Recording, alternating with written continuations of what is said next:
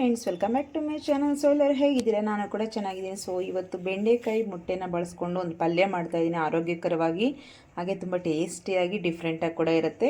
Miss ಮಾಡದೆ try ಮಾಡಿ. ಹಾಗೆ ಮಕ್ಕಳದು ಯಾರಾದರೂ ಕೆಲವೊಬ್ಬರಿಗೆ ಬೆಂಡೆಕಾಯಿ ಅಂದ್ರೆ ಇಷ್ಟ ಇರೋದಿಲ್ಲ. ಸೊ ಇದು ತುಂಬ ಒಳ್ಳೆಯದು, ಮಕ್ಕಳಿಗೆ ನೆನಪಿನ ಶಕ್ತಿಗೆ ಯೂಸ್ಫುಲ್ ಆಗುತ್ತೆ, ಹಾಗೆ ತುಂಬ ಒಳ್ಳೆಯದು ಬ್ರೈನ್ಗೆಲ್ಲ ಇದು ಬೆಂಡೆಕಾಯಿ. ಸೊ ಹಾಗೆ ಮೊಟ್ಟೆಯಿಂದನೂ ಏನೇನು ಯೂಸ್ ಆಗುತ್ತೆ ಅಂತಲೂ ಎಲ್ಲರಿಗೂ ಗೊತ್ತಿರೋ ವಿಷಯನೇ. ಸೊ ಹಾಗಾಗಿ ಮೊಟ್ಟೆ ಹಾಗೆ ಬೆಂಡೆಕಾಯಿನ ಬಳಸ್ಕೊಂಡು ಒಂದು ಹೆಲ್ತಿಯಾದ ಪಲ್ಯನ ಮಾಡೋಣ. ತುಂಬ ಚೆನ್ನಾಗಿರುತ್ತೆ. ಮಕ್ಕಳಿಗೆ ಹಾಗೆ ಕೊಟ್ಟರೆ ತಿನ್ನೋದಿಲ್ಲ, ಇಷ್ಟಪಡೋದಿಲ್ಲ. ಸೊ ಈ ರೀತಿ ಮಾಡಿಕೊಡಿ, ತುಂಬ ಇಷ್ಟಪಡ್ತಾರೆ. ಸೊ ನಮ್ಮ ಮಕ್ಳಿಗೆ ಮಾಡಿಕೊಟ್ಟಿದ್ದೆ. ಸೊ ಅವ್ರಿಗೆ ಇಲ್ಲ ಅನ್ನೋ ಮಕ್ಕಳು ಕೂಡ ತಿಂತಾರೆ ಇಷ್ಟಪಟ್ಟು. ಈ ರೀತಿ ಮಾಡಿಕೊಟ್ರೆ ಮಿಸ್ ಮಾಡದೆ ಟ್ರೈ ಮಾಡಿ. ಮಾಡೋದು ಹೇಗೆ ಅಂತ ನೋಡೋಣ. ನಾನು ಇಲ್ಲಿ 1/4 kg ಬೆಂಡೆಕಾಯಿ ತೊಗೊಂಡಿದ್ದೀನಿ, ಎಳೆದು ಚೆನ್ನಾಗಿರೋದು. ಸೊ ಇವಾಗ ತೊಳೆದು ಒರೆಸ್ಬಿಟ್ಟು ಇಟ್ಕೊಂಡಿದ್ದೀನಿ. ಈಗ ಕಟ್ ಮಾಡ್ಕೊಳ್ಳೋಣ. ಈಗ ನೋಡಿ, ಈ ರೀತಿ ನಾನೆಲ್ಲ ಕಟ್ ಮಾಡಿ ಇಟ್ಕೊಂಡಿದ್ದೀನಿ. ಇಷ್ಟು ಸೈಜಲ್ಲಿ ಕಟ್ ಮಾಡಿಕೊಂಡ್ರೆ ಸಾಕು, ತುಂಬ ಚೆನ್ನಾಗಿರುತ್ತೆ. ಸೊ ತುಂಬ ದೊಡ್ಡದಾಗಿ ಕಟ್ ಮಾಡ್ಕೊಬೇಡಿ, ಈ ರೀತಿ ಮಾಡ್ಕೊಳ್ಳಿ. ಇಲ್ಲಿ ನಾನು ಒಂದು ಪ್ಯಾನ್ ಬಿಸಿಗೆ ಇಟ್ಕೊಂಡಿದ್ದೀನಿ. ಸ್ಟವ್ ಆನ್ ಮಾಡಿಕೊಂಡು ಸ್ವಲ್ಪ ಡ್ರೈ ಮಸಾಲ ಮಾಡ್ಕೋಬೇಕು. ಈಗ ಇದಕ್ಕೆ ಸ್ವಲ್ಪ ನೋಡಿ, ಒಣಮೆಣಸಿನ್ಕಾಯಿ, ಒಂದೆರಡು ಬ್ಯಾಡಗೆ ಮೆಣಸಿನ್ಕಾಯಿ ಹಾಕ್ಕೊಂಡಿದ್ದೀನಿ, ಒಂದೆರಡು ಗುಂಟೂರು ಮೆಣಸಿನ್ಕಾಯಿ ಹಾಕ್ಕೊಂಡಿದ್ದೀನಿ, ಹಾಗೆ ಸ್ವಲ್ಪ ಕಡಲೆ ಬೀಜ, ಜಾಸ್ತಿ ಬೇಡ, ಸ್ವಲ್ಪ ಸಾಕು. ಈಗ ಸ್ವಲ್ಪ ಚೆನ್ನಾಗಿ ಫ್ರೈ ಮಾಡ್ಕೊಳ್ಳೋಣ.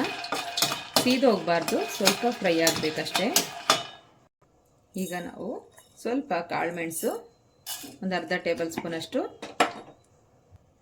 ಹಾಗೆ ಸ್ವಲ್ಪ ಜೀರಿಗೆ, ಈಗ ಇದನ್ನು ಸೇರಿಸಿ ನೀಟಾಗಿ ಫ್ರೈ ಮಾಡ್ಕೊಳ್ಳೋಣ. ಸ್ವಲ್ಪ ಚಿಟಪಟ ಅಂದರೆ ಸಾಕು. ಸ್ಟವ್ನ ಆಫ್ ಮಾಡಿಕೊಂಡು ತೆಕ್ಕೊಂಬಿಡೋಣ, ಇಲ್ಲಾಂದರೆ ಸೀದೋಗ್ಬಿಡುತ್ತೆ. ಈಗ ಇದಾಗಿದೆ, ಒಂದು ಪ್ಲೇಟ್ಗೆ ತೆಕ್ಕೊಂಬಿಡೋಣ. ಅದೇ ಪ್ಯಾನ್ ಮತ್ತೆ ಇಟ್ಕೊಳ್ಳಿ. ಇದು ತಣ್ಣಗಾದ್ಮೇಲೆ ಪೌಡರ್ ಮಾಡ್ಕೋಬೇಕು. ಈಗ ಸ್ವಲ್ಪ ಆಯಿಲ್ನ ಸೇರಿಸ್ಕೊಂಡಿದ್ದೀನಿ. ಈಗ ನಾವು ಕಟ್ ಮಾಡಿ ಇಟ್ಕೊಂಡಿರೋ ಬೆಂಡೆಕಾಯಿನ ಸೇರಿಸ್ಕೊಂಡು ಸ್ವಲ್ಪ ಒಂದು 5 ನಿಮಿಷ ಚೆನ್ನಾಗಿ ಬೇಯಿಸ್ಕೊಳ್ಳೋಣ. ಫ್ರೈ ಮಾಡ್ಕೋಬೇಕು ಆಯಿಲಲ್ಲೇ ನೀಟಾಗಿ.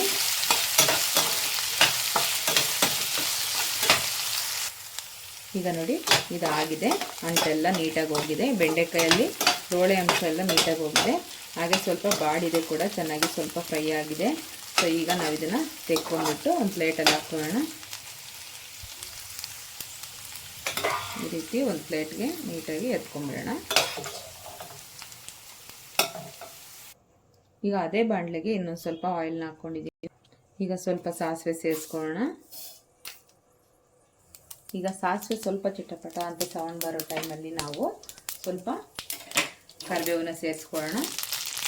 ಹಾಗೆ ಒಂದು 4 ಹಸಿಮೆಣಸಿನ್ಕಾಯಿ ಸೀಳ್ಬಿಟ್ಟು ಹಾಕ್ಕೊಂಡಿದ್ದೀನಿ. ಸ್ವಲ್ಪ ಫ್ರೈ ಮಾಡ್ಕೊಳ್ಳೋಣ.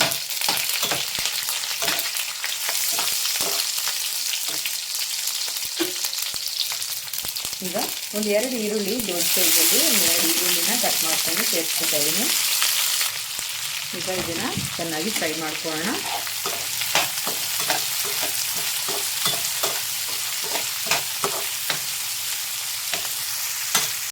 ಸ್ವಲ್ಪ ಕಲರ್ ಚೇಂಜ್ ಆಗಿದೆ ನೋಡಿ ಆನಿಯನ್ಸ್. ಸೊ ನಾವು ಈ ಟೈಮಲ್ಲಿ ಬೆಂಡೆಕಾಯಿ ಫ್ರೈ ಮಾಡ್ಕೊಂಡಿರೋದನ್ನ ಹಾಕ್ಕೊಳ್ಳೋಣ. ಈಗ ಸ್ವಲ್ಪ ಅರಿಶಿನ ಪೌಡರ್, ರುಚಿಗೆ ತಕ್ಕಷ್ಟು ಉಪ್ಪು,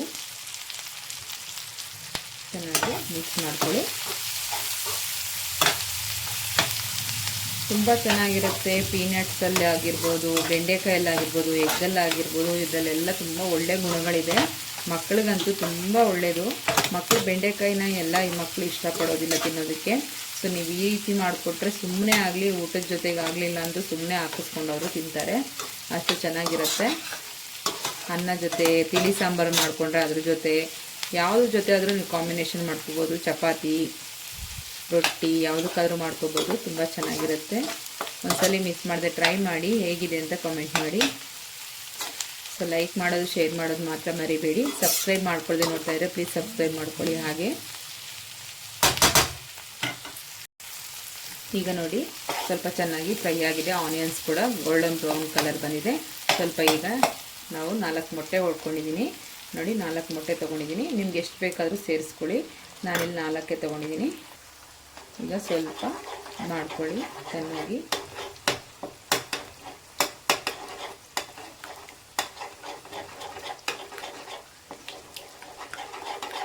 ತುಂಬ ಚೆನ್ನಾಗಿರುತ್ತೆ, ಒಂದ್ಸಲ ಟ್ರೈ ಮಾಡಿ ಡೆಫಿನೆಟ್ಲಿ ನೀವು.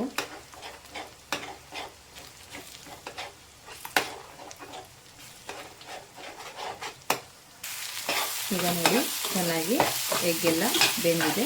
ಈಗ ಒಂದ್ಸರಿ ಎಲ್ಲ ಮಿಕ್ಸ್ ಮಾಡ್ಕೊಂಡ್ಬಿಡೋಣ. ಈ ರೀತಿ ತುಂಬ ಚೆನ್ನಾಗಿರುತ್ತೆ, ತುಂಬ ಟೇಸ್ಟ್ ಇರುತ್ತೆ. ನೋಡ್ತಾ ಇದ್ರೇ ಬಾಯಲ್ಲಿ ನೀರು ಬರೋ ಥರ ಇದೆ.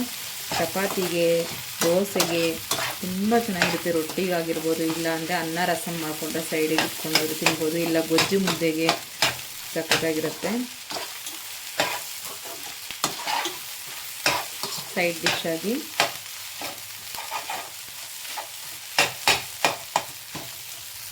ಈಗ ಆಗಲೇ ನಾವು ಪೌಡರ್ ಮಾಡಿ ಇಟ್ಕೊಂಡಿರೋ ಅಂಥ ಕಡಲೆ ಶೇಂಗಾ ಬೀಜದ ಪೌಡರ್ ಎಲ್ಲ ಇದೆಯಲ್ಲ, ಸೊ ಇದನ್ನು ಸೇರಿಸ್ಕೊಳ್ಳೋಣ. ನಾನು ಮಿಕ್ಸಿ ಮಾಡಿ ಇಟ್ಕೊಂಡಿದ್ದೀನಿ. ಈ ರೀತಿ ಸೇರಿಸ್ಕೊಳ್ಳಿ, ತುಂಬ ಚೆನ್ನಾಗಿರುತ್ತೆ ಈ ರೀತಿ ಸೇರಿಸ್ಕೊಳ್ಳೋದ್ರಿಂದ.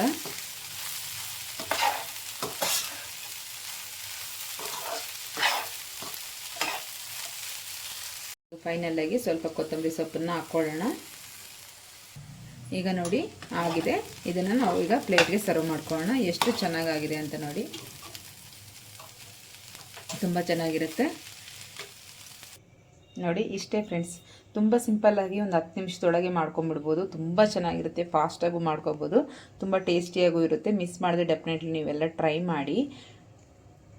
ಯಾವಾಗಲಾದರೂ ಒಂದ್ಸರಿ ಟ್ರೈ ಮಾಡಿ ಮತ್ತೆ ಮತ್ತೆ ಮಾಡ್ಕೋತಾ ಇರ್ತೀರಾ. ಇಷ್ಟೊತ್ತು ನಮ್ಮ ವಿಡಿಯೋ ನೋಡಿ ಸಪೋರ್ಟ್ ಮಾಡಿದ್ದಕ್ಕೆ ಥ್ಯಾಂಕ್ ಯು ಫಾರ್ ವಾಚಿಂಗ್. ಮತ್ತೆ ಸಿಗೋಣ ನೆಕ್ಸ್ಟ್ ವಿಡಿಯೋದಲ್ಲಿ. ಅಲ್ಲಿವರೆಗೂ ಟೇಕ್ ಕೇರ್, ಬಾಯ್ ಬಾಯ್. ಮತ್ತೆ ಎಲ್ಲರಿಗೂ ಶೇರ್ ಮಾಡಿ, ಹಾಗೆ ಕಮೆಂಟ್ ಮಾಡಿ ಮಿಸ್ ಮಾಡ್ದೇನೆ.